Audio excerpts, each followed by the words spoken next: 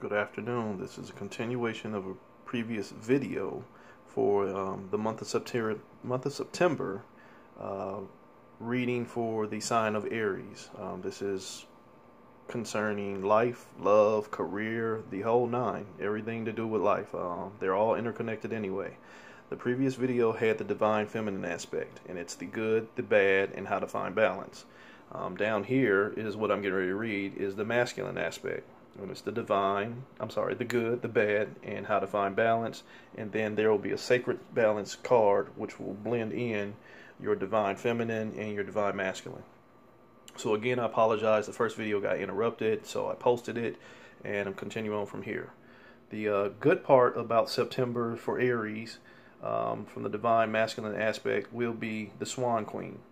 And if you look at the Swan Queen, it's a 1 and a 3. It's a 13. 1 and a 3, adds together to be a 4, which is balance. It can be broken down into that 1, which is yourself and your potential in all things. And that 3 is basically how you're communicating and how you're communicating with and what you're doing to find balance within yourself. So think about it from this aspect of the Swan Queen. Most of us knew the story of the ugly duckling, took all the abuse, and grew up to be the most beautiful swan there was. So, it's transformation and intuition and patience.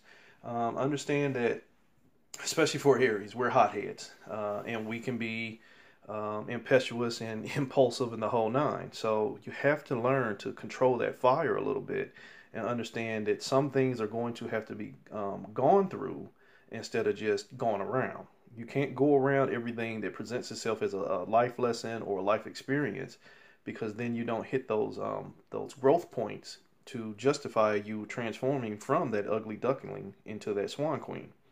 So, it's your potential. That one, you have to make sure that you are maximizing your energy in a better way, because again, with us Aries, we're hot-headed and we just want to do what we want to do. September is a 9. September, in the sense of a 9, it's a high vibration, but if you want to look at it from a universal standpoint, 9s are karmic lessons. And not karma in the sense of, he hit me, I'm going to hit him back. It says, no, it's time to make good with all this energy that we've been exchanging from all these months, years, lifetimes, however you want to put it. And it's time to go ahead and start transforming. And that's going to be by starting to honor your intuition more than you're honoring your instinct. Think about it with the ugly duckling. He's taking all the abuse. His natural instinct is probably to either go run and hide because he can't deal with it, or stand and fight because he's not, going to want to be bullied. And it's probably going to be that latter part with the Aries. So again, we're war signs. Don't find yourself falling prey to war. Going against your intuition is probably saying no. Figure out what's going on. Figure out why this situation or this person is trying to draw me into battle. Or why am I even having this battle with myself? Does it no longer serve me? And if that answer to that is yes, then you need to cut it out. So that's the good thing, is that you're going to be shown things to help you get further along into your transformation, especially if you honor your intuition. The bad part, and again, like I said in the other video, it's not necessarily bad. It just means that this is going to be the heavier aspect of the energy. The heavier aspect of the energy, or AKA bad part, for the month of September will be the sun dancers in reverse. With the sun dancers on the upright, it's speaking towards joyful activity, celebration of life, and abundance. So remember I said it's going to be a high vibration month.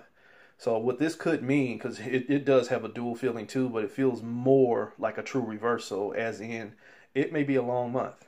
It really may be a long month for you on the masculine side of the house. But like I just got through saying, if you are supposed to be finding a way to be patient in your masculine energy, which as an Aries is normally embracing war or embracing conflict, you're going to have to turn that sun energy down and stop wanting to stick in them same patterns that probably got you stuck in the first place. So it's going to require that patience that was asked for here, and that's going to mean that you're going to probably get that withdrawal effect because, hey, war makes me feel good. Being engaged into conflict, whether it's just an argument or just knowing that people are going to try and test you, for some Aries, that's a rush. Who he's going to try me and I'm going to have fun. That type of energy. Well, what it's saying is for this month of September is turn that down. Don't find yourself being pulled into situations that, again, no longer serve you. So take a break from wanting to be war, and in a sense, this is the other side of the card, is spend time dancing around the sun. Spend time embracing life, embracing the aspect of the sun that is life itself. Without the sun, we don't have life. So without you honoring that sun within, you're not going to have a good celebration of life. The sun can give life just like it can take life. So in this aspect, choose to give life by honoring your own. So keep still a little bit there, my fellow Aries. And going into how you can find balance, and let's see if that's going to come back out. It's the Spiral Whisperer in reverse, and it speaks towards divine guidance and higher knowing. And this is strictly a higher self card here. I'm not going to say strictly higher self, because there will be other aspects of the universe that may assist you, such as your ancestors, your Orishas, angels, anything, just nature itself. Just being out in nature and looking at a tree or looking at a flower, you sometimes can find a message for yourself.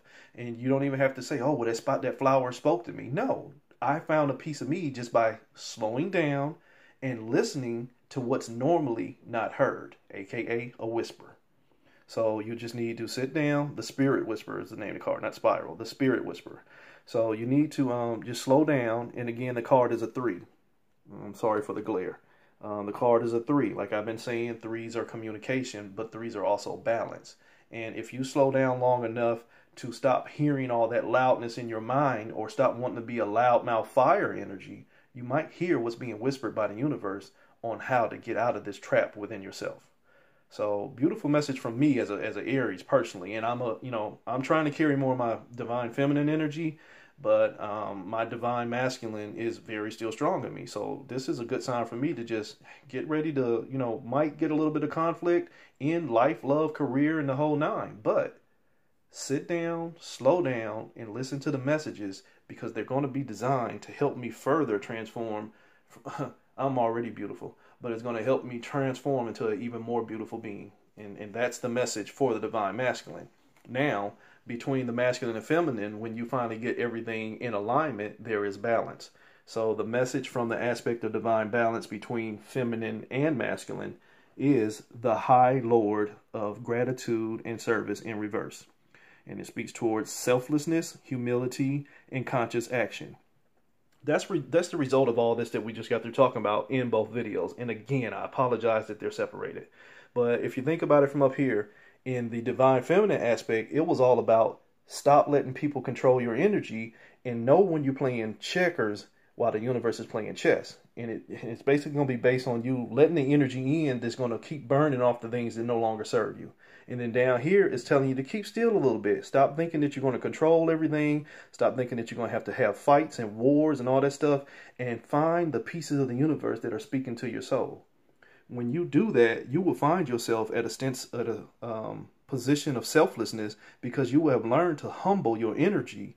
And that will put you in a better place within this universe. And then you will become more conscious of everything around you and how you move and how it's going to affect yourself and others. And once you do that, you are in high service. You are into the service for this universe, because you have expressed gratitude. And guess what? The universe is going to show its gratitude right back at you. So Aries, hunker down. It's, the end of summer coming. You're coming into fall. We have the fall equinox in September. Fall does not mean you need to fall. Fall just means that you need to harvest the crops that you've already been planting all year long and get ready to storm for the cold months coming ahead. So fall back and just enjoy the beauty of everything going through transition. Look at the leaves. They're going from the greens to the browns, the oranges and reds. It's a beautiful thing. Be that leaf. Be beautiful. Be in transformation. But just be real with yourself and understand when you are the author of your own demise and destruction and turmoil.